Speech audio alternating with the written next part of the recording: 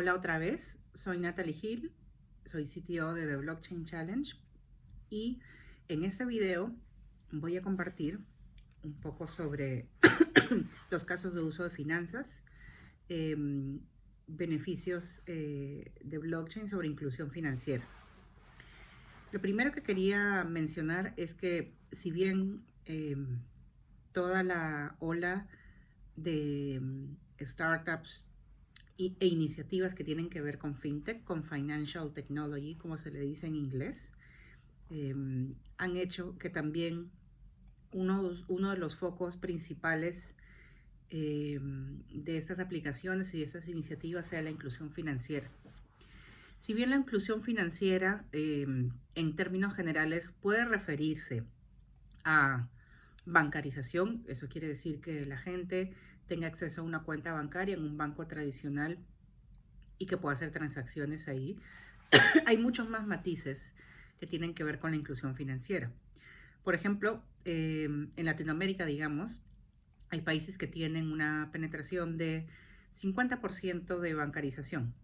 Sin embargo, mucha gente no usa sus cuentas, simplemente recibe el dinero ahí, por ejemplo, si le hacen un pago de haberes, y luego se la lleva y la usa en efectivo o por otros medios.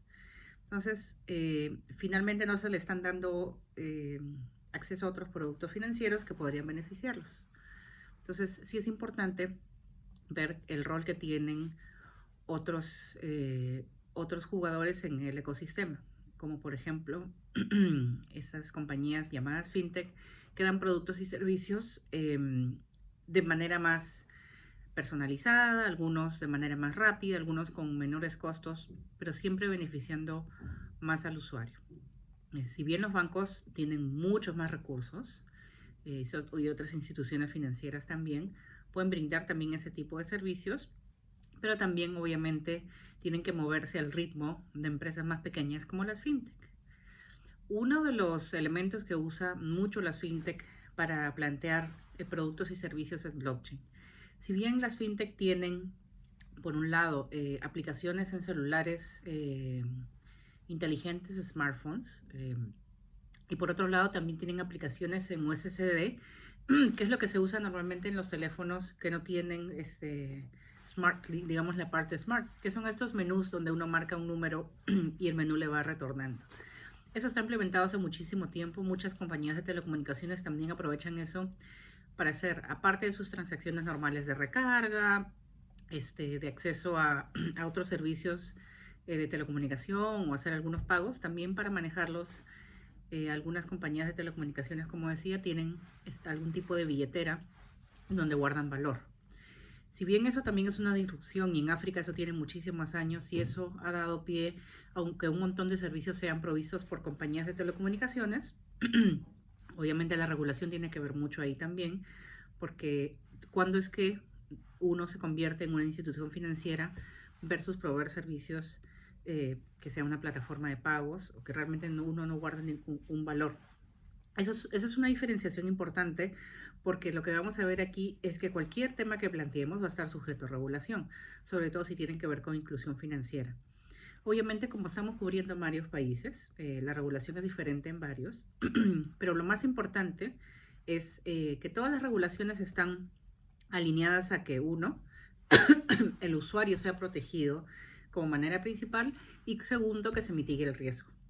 La mitigación de riesgo es importante porque obviamente puede ser que esto o se plantee una solución que realmente pueda tener ciertas debilidades y pueda estar propensa a generar fraudes, no de las personas que lo usan, pero de las personas que pueden estar en ese ecosistema y tal vez puedan suplantar una identidad o de repente atacar alguna transacción y llevarse un dinero que justamente para la gente que está accediendo a servicios de inclusión financiera es muy importante.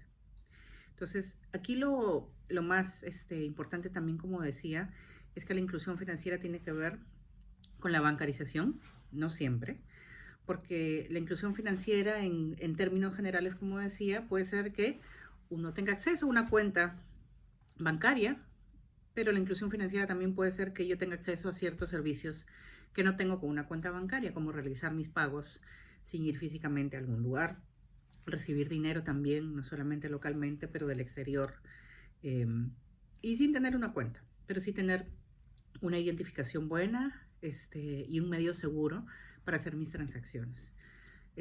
Lo otro que me da acceso también los temas de inclusión financiera es a ver potenciales fuentes de financiamiento que no son las tradicionales. Obviamente, y eso pasa en muchos lugares, cuando uno quiere acceder a una fuente de financiamiento tradicional, ya tiene que tener algún tipo de reputación en los sistemas financieros. Por lo tanto, uno empieza paso a paso a ganarse esa reputación y sin embargo mucha gente o muchas pequeñas empresas no han tenido esa oportunidad. Por lo tanto, tener medios alternativos de acceder a estos fondos es importante. Obviamente, y todos lo sabemos, estos medios alternativos a veces son riesgosos también. Son empresas que prestan a tasas de interés muy altas, de repente empresas no formales que prestan o individuos que prestan a tasas de interés o, bueno, en temas muy irregulares. Y eso nosotros sabemos y eso pasa muy seguido, pero justamente la idea de blockchain, y aquí es donde entro en el primer caso de uso que podemos ver y lo mencioné en el video anterior, lo que nos permite es conectar personas también que tengan fondos pequeños que pueden invertir, pero también gente que lo necesite. Entonces, si justo el día de hoy conversábamos en un panel, estamos aquí en India, como mencionaba en la CIFI Conference, y hablaban justamente del costo de esas transacciones, ¿no? El día de hoy mandar $100 cuesta $20, es un montón de plata, pero reduciendo esos costos, obviamente, uno realmente tiene acceso a que esas transacciones sean más rápidas, menos costosas y también mucha gente puede acceder a ese tipo de transacciones. Entonces, por ejemplo, no solamente las transacciones, que son los pagos, envío de remesas también, que es uno de los productos más grandes que tenemos en Latinoamérica. Me parece, México es de lejos, bueno, Brasil o México, de los que más hacen ese tipo de transacciones. E India es el país donde se hacen más remesas en todo el mundo.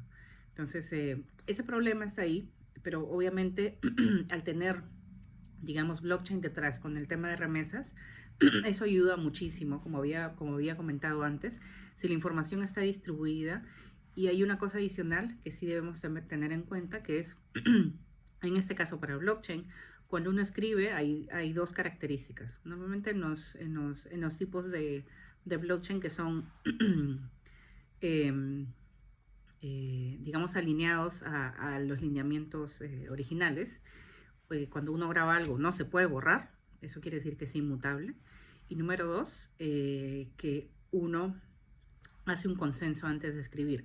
¿Eso qué quiere decir? Por ejemplo, el día de hoy, si uno voy a mi cuenta y hago una transferencia interbancaria, seguramente va a pasar por un proceso de reconciliación donde los dos bancos después van a reconciliar que lo que mandé tiene que hacer justamente lo que llegó al otro banco, y esos procesos se corren después de días, y después yo puedo tener un saldo tanto en mi cuenta como en la otra cuenta a la que transferí.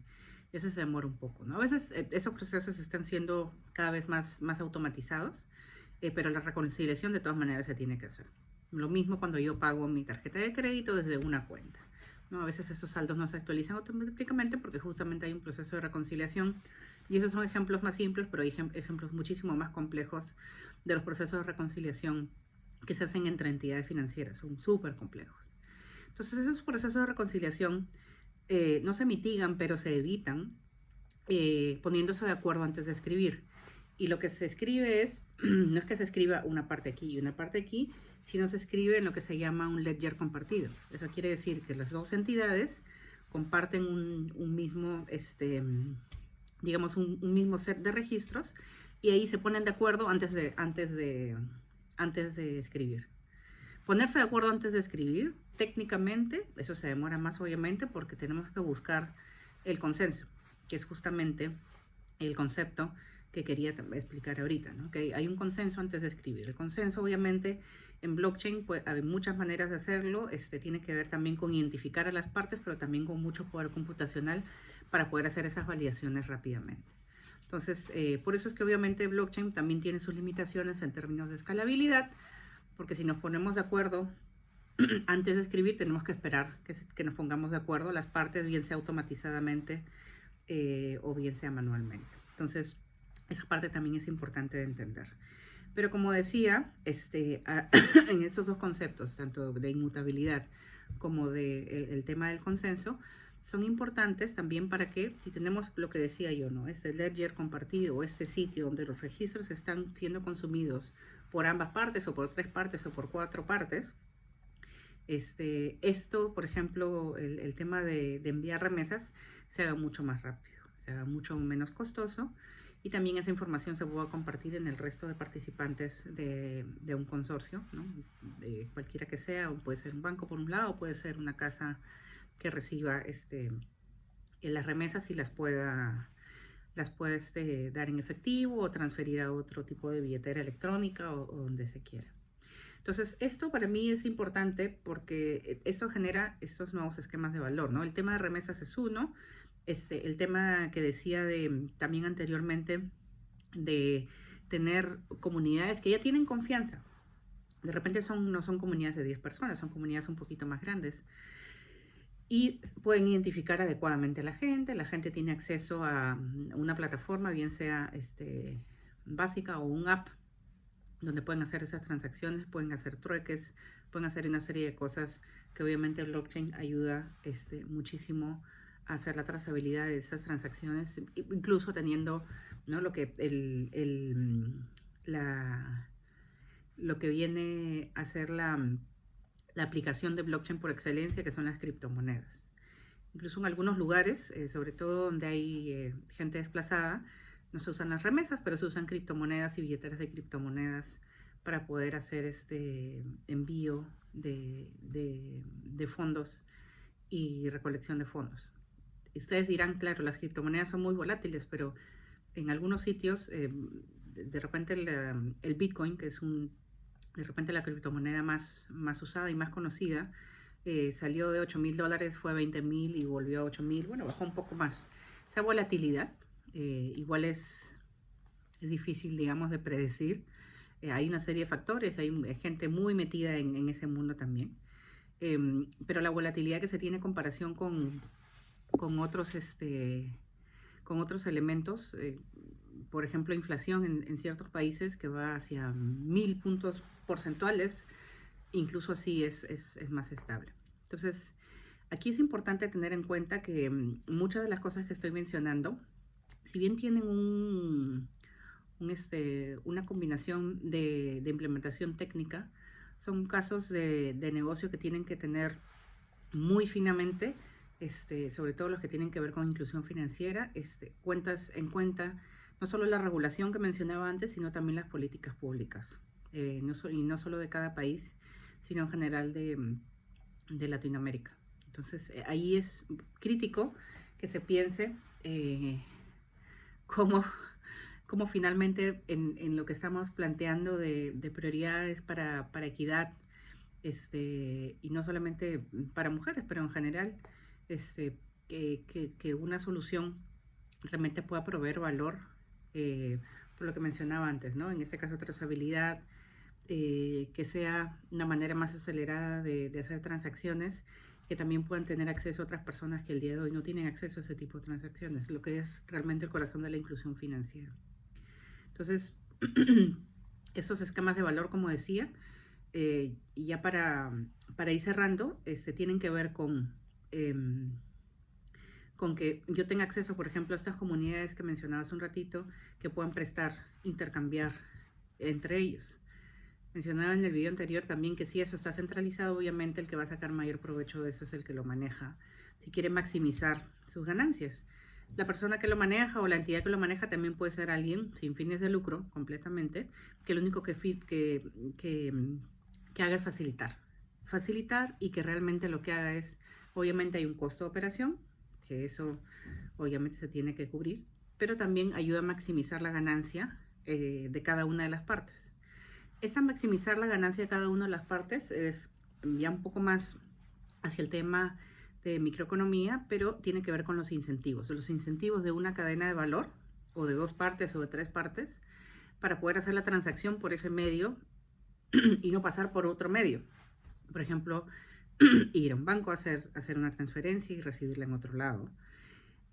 O versus hacerlo en algún, lo que se le dice en algunos países, agente, o por un app, ¿cierto? Obviamente, los bancos también se están poniendo muy innovadores en términos de también poder proveer esos servicios.